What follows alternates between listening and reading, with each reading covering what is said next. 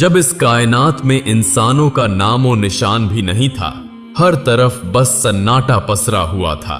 न कोई आवाज गूंजती थी, न कोई हरकत नजर आती थी, न कोई जानवर था, न कोई परिंदा, बस खामोशी का आलम। तभी एक दिन अल्लाह रब्बुल आलमीन ने अपने तमाम फरिश्तों को पुकारा और फरमाया, ऐ मेरे फरिश्तों, मेरे अर्श ए अज़म के करीब इकट्ठा हो जाओ।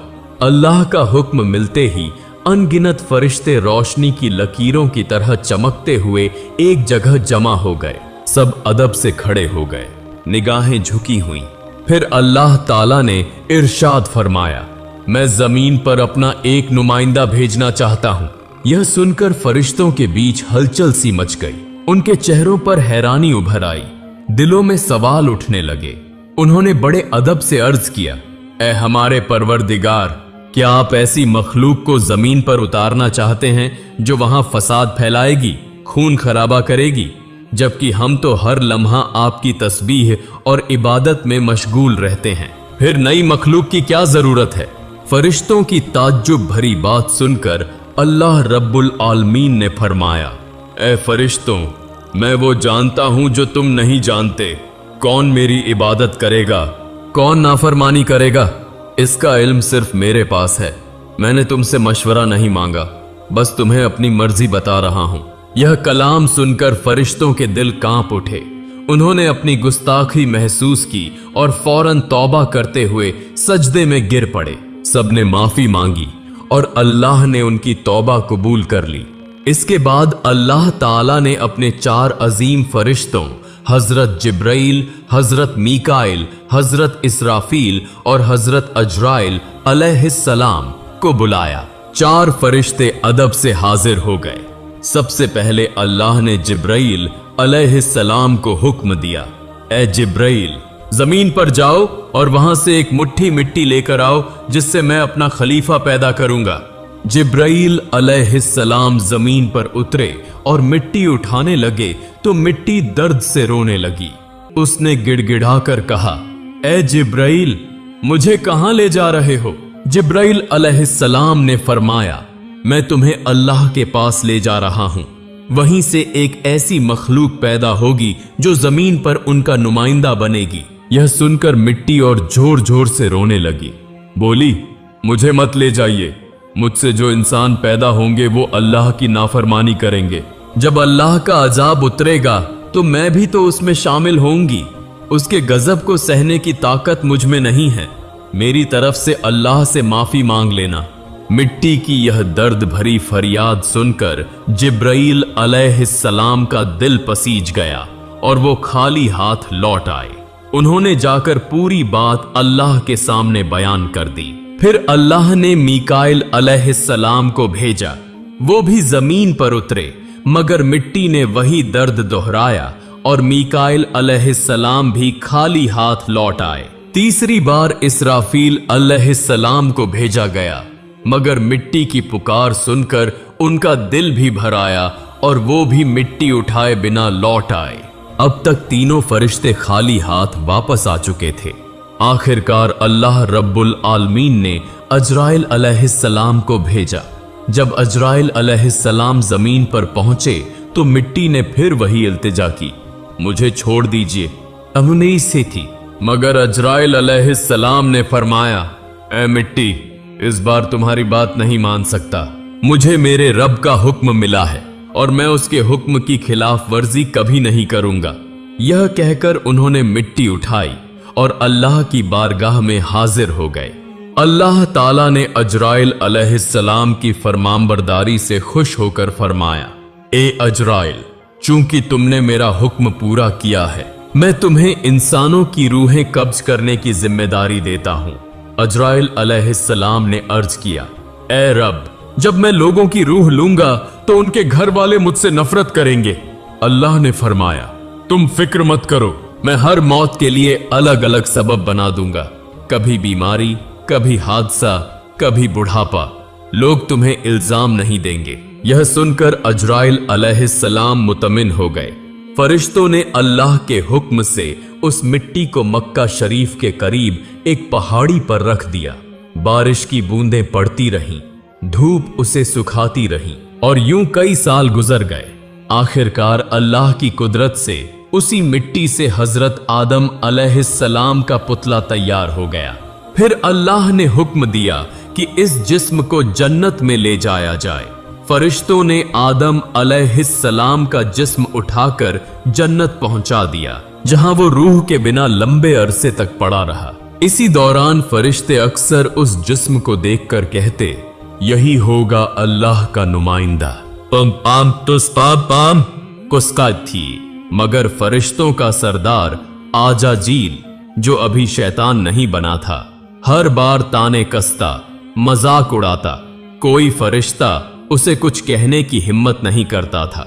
एक दिन अल्लाह ने फिर अपने चारों अजीम फरिश्तों को बुलाया और फरमाया, ए फरिश्तों, अर्श ए अजम पर जाओ और आदम की रूह लेकर आओ। चारों फरिश्ते रवाना हुए और कीमती जवाहरात से सजे प्याले में रूह लेकर वापस आए।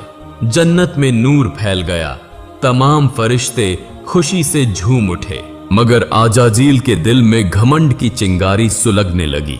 फिर अल्लाह का हुक्म हुआ, ए आदम, रूह तेरे जिस्म में दाखिल हो जाए।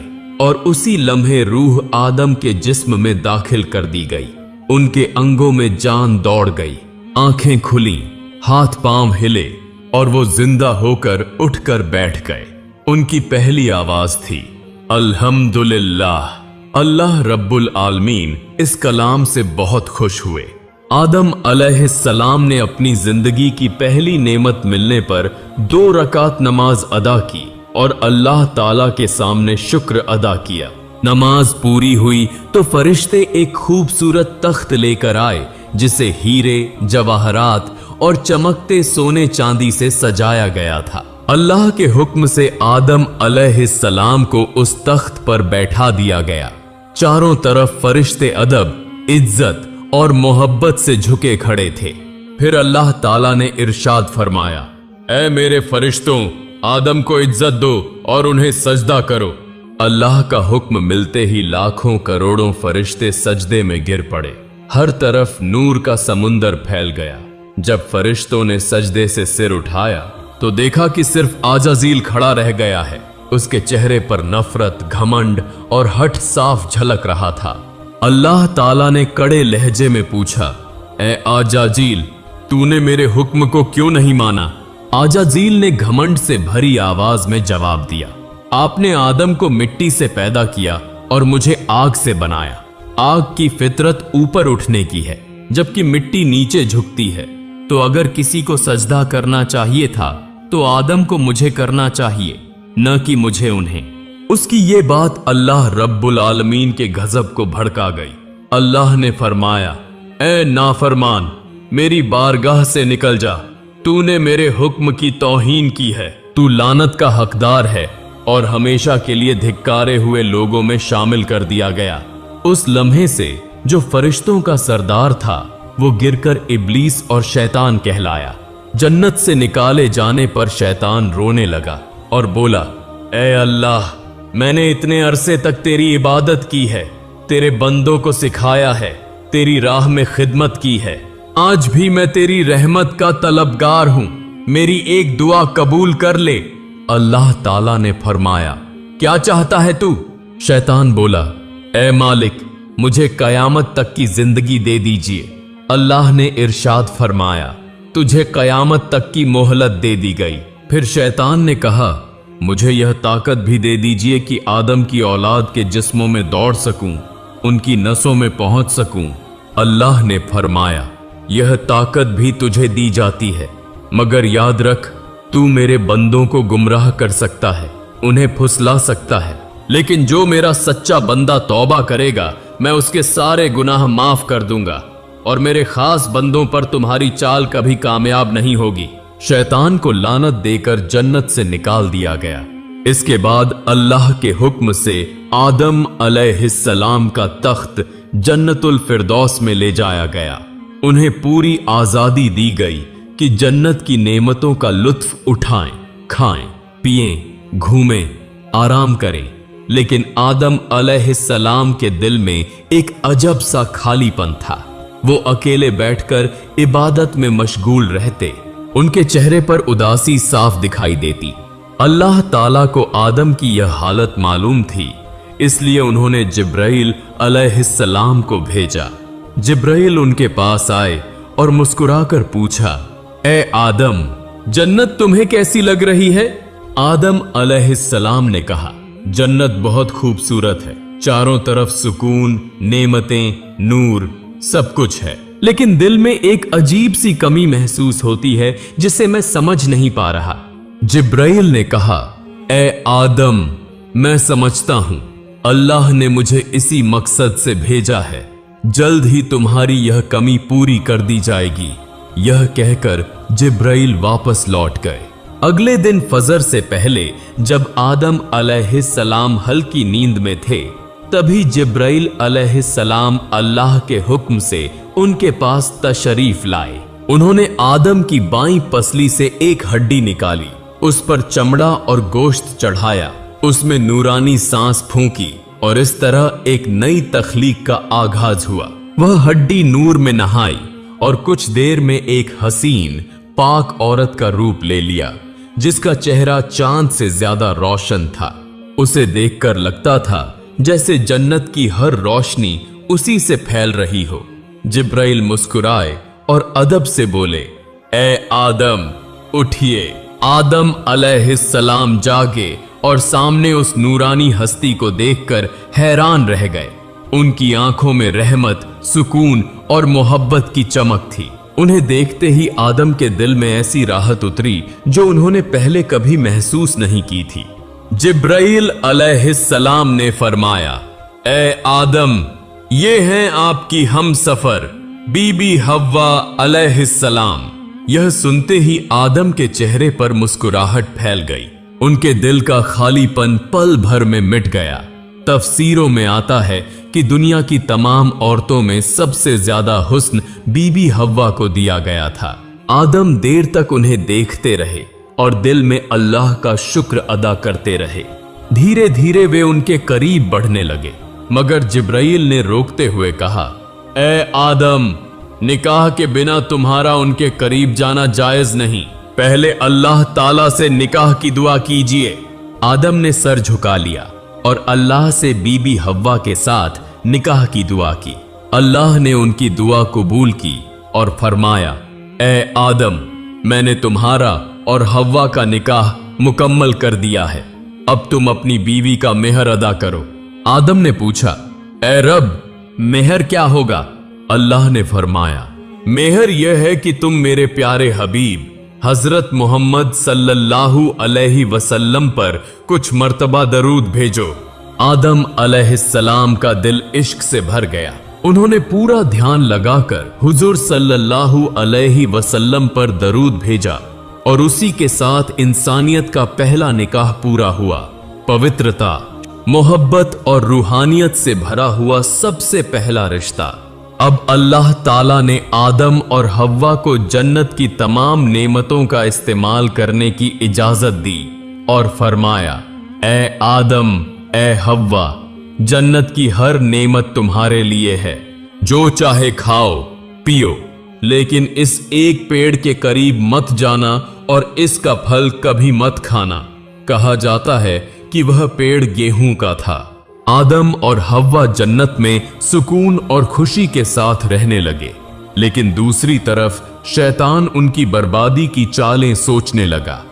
वो बाहर बैठा हर पल यह योजना बनाता कि कैसे आदम और हव्वा को फिसलाया जाए। जन्नत से निकाले जाने के बाद शैतान की सबसे खतरनाक चाल शुरू हुई। वह बाहर बैठकर हर लम्हा यही सोचता रहा कि कैसे आदम और हव्वा को धोखे में डालकर अल्लाह की नाफरमानी करवाए। उसने अपने पुराने इल्म, दुआएं और वजीफे याद किए ताकि जन्नत के करीब पहुंच सके। बहुत कोशिशों के बाद वह जन्नत की हद के पास पहुंच गया, जहां उसने देखा कि एक खूबसूरत मोर दीवार पर बैठा है। मोर ने शैतान को देखकर पूछा, तू कौन है? शैतान ने झूठ बोलते हुए कहा, मैं एक फरिश्ता हूं और जन्नत में दाखिल होना चाहता हूं। मोर ने जवाब दिया, हजरत आदम अलैहिस्सलाम यहां मौजूद हैं। उनके रहते किसी और को अंदर जाने की इजाजत नहीं। शैतान ने नर्म आवाज में कहा, मुझ पर रहम करो। अगर तुम मेरी मदद करोगे तो मैं तुम्हें ऐसी दुआएं सिखाऊंगा जिससे तुम कभी बूढ़े नहीं होंगे, न मरोगे और हमेशा जन्नत में रहोगे। मोर लालच में आ गया। शैतान की मीठी बातों और पढ़ी हुई दुआओं ने मोर का दिल पिघला दिया और उसने उसे जन्नत के अंदर ले जाने का तरीका बताया। वहां एक बड़ा सांप पहरे पर था। मोर ने पूरी बात सांप को बताई। सांप ने शैतान से पूछा, तू कौन है और क्यों अंदर जाना चाहता है? शैतान ने फिर झूठ बोला, मैं अर्श के नीचे रहा करता था और वहां मैंने एक ऐसी दुआ सीखी है जिससे हर मुराद पूरी होती है। अगर तुम मुझे अंदर ले जाओ तो मैं वो दुआ तुम्हें भी सिखा दूंगा। सांप भी उस दुआ की लालसा में आ गया, मगर बोला, आदम अलैहिस्सलाम के रहते किसी को अंदर ले जाना मुमकिन नहीं। तभी शैतान ने अपनी सबसे खतरनाक चाल दिखाई। उसने कहा, अगर तुम चाहो तो मैं तुम्हारे मुंह के अंदर चला जाऊंगा। इस तरह हम दोनों जन्नत में भी पहुंच जाएंगे और कोई हमें देख भी नहीं पाएगा। सांप इस योजना पर राजी हो गया। उसने अपना मुंह खोला और शैतान उसके अंदर दाखिल हो गया। फिर सांप जन्नत की हंसी फिजाओं से गुजरता हुआ बीबी हव्वा अलैहिस्सलाम के पास पहुंच गया। जैसे ही वो वहां पहुंचा, शैतान जोर जोर से रोने और सिसकने लगा। उसकी आवाज इतनी दर्द भरी थी कि हूरें और गिलमान भी इकट्ठा हो गए। बीबी हव्वा ने हैरानी से पूछा, ए अजनबी, तुम क्यों रो रहे हो? शैतान ने मासूमियत का नाटक करते हुए कहा, मैं तुम्हारे अंजाम को सोचकर रो रहा हूं। बीबी हव्वा घबरा गई। हमारा अंजाम क्या होने वाला है? शैतान बोला, अल्लाह ताला बहुत जल्द तुम्हें और आदम को जन्नत से निकालकर जमीन पर भेज देगा। मैंने यह बात अर्श पर लिखी हुई देखी है। बीबी हव्वा के चेहरे पर परेशानी उतर आई। उन्होंने पूछा, तुम्हारी बात सच है? यह मैं कैसे मानूं? शैतान ने तुरंत कहा, अगर मैं झूठ बोल रहा हूं तो अल्लाह और उसके फरिश्तों की लानत मुझ पर हो। उसकी झूठी कसम ने हव्वा का दिल पिघला दिया। फिर उन्होंने कांपती आवाज में पूछा, अगर हमें जमीन पर भेज दिया जाएगा तो क्या इससे बचने का कोई तरीका है? शैतान ने चालाकी से उंगली उठाकर पेड़ की तरफ इशारा किया। देखो, जिस पेड़ से तुम्हें दूर रहने का हुक्म दिया गया था, अगर तुम उसका फल खा लो तो तुम हमेशा के लिए जन्नत में रहोगी, कभी बाहर नहीं निकाली जाओगी। बीबी हव्वा गहरी सोच में पड़ गई। एक पल को उन्हें लगा कि शायद यही तरीका है। फिर धीरे धीरे वो पेड़ के करीब गई, एक फल तोड़ा और कुछ देर उसे देखकर आखिरकार एक और खा लिया। ज्यों ही उन्होंने फल खाया, जन्नत की हवा थम गई। हव्वा ने उस फल का आधा हिस्सा लिया और आदम अलैहिस्सलाम के पास गईं। मोहब्बत से बोली, ए आदम, आप भी इसे खाइए। आदम अलैहिस्सलाम ने उनकी बात मान ली और फल खा लिया। उसी लम्हे उनके जिस्म से नूरानी कपड़े उठ गए। उनके जिस्म से महकती खुशबू गायब हो गई। शर्म, डर और पछतावे की परछाई उनकी आंखों में उतर आई। दोनों को अपनी बड़ी गलती का एहसास हुआ। अल्लाह रब्बुल आलमीन को उनका यह अमल पसंद नहीं आया। फरिश्तों को हुक्म हुआ, जाओ आदम और हव्वा को जन्नत से उतार दो और उन्हें जमीन पर भेज दो। हुक्म मिलते ही जिब्राईल अलैहिस्सलाम और दूसरे फरिश्ते आए और आदम व हव्वा को जन्नत से निकालकर नीचे उतार दिया। जन्नत की फिजाओं में गहरा सन्नाटा छा गया। पहला मर्द और पहली औरत अब धरती की ओर रवाना हो चुके थे। यहीं से इंसान की कहानी शुरू होती है। एक ऐसी कहानी जिसमें इम्तिहान है, तौबा है, रहमत है और मोहब्बत भी। जब आदम और हव्वा जमीन पर उतरे तो दोनों एक दूसरे से जुदा कर दिए गए। आदम सरंद नाम की पहाड़ी पर ठहरे और हव्वा जद्दा के इलाके में। दोनों ही अल्लाह की नाफरमानी का गम लेकर रोते, इबादत करते और तौबा करते रहते। कई सालों तक वो अपने गुनाह पर अफसोस करते रहे। फिर एक दिन अल्लाह ताला ने उनकी तौबा कबूल कर ली और फरमाया, ए आदम, ए हव्वा, मैंने तुम्हें माफ कर दिया, अब तुम दोनों एक दूसरे से मिल जाओ। अल्लाह के हुक्म से वो दोनों एक जगह आ मिले। वह मुलाकात इतनी पाक और रूहानी थी कि उसी से इंसानियत की नई शुरुआत हुई।